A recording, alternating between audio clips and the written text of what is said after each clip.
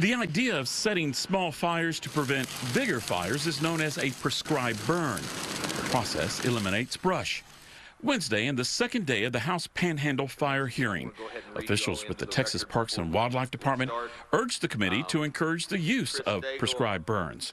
But it was also noted some burns like this one in 2022 at Bastrop State Park have gotten out of control, causing a lot of damage. I'd like to go on record as my firm belief is that the Panhandle is not conducive to prescribed burns or anything of the sort, just because of the change in weather that we occur at the time of the year you need to do that. The Smokehouse Creek fire was sparked by a downed power line, which is owned by Xcel Energy.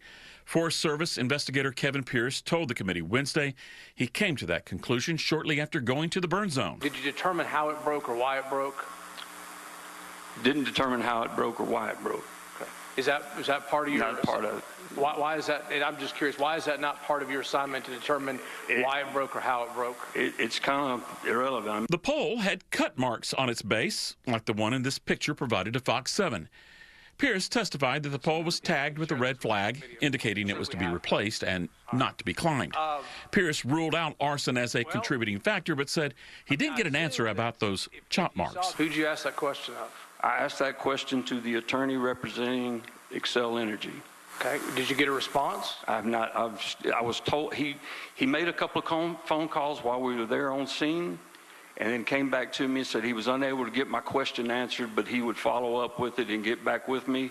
And he's still yet to get back with me. Committee member Jason Abraham, in a recent interview with Fox 7, said the marks on the pole are part of the inspection process, apparently to remove rot and damage. In a letter to committee chairman Ken King, officials with Osmos, the company hired by Xcel Energy to do utility pole inspections, declined to attend the House hearing. The company did offer to provide details later with King's staff, but the chairman expressed he has doubts about that. After saying publicly they were going to work with anybody investigating this, they decided not to. So I have little hope that they're going to show up to answer further questions, but we will certainly make that request based on their letter that they sent.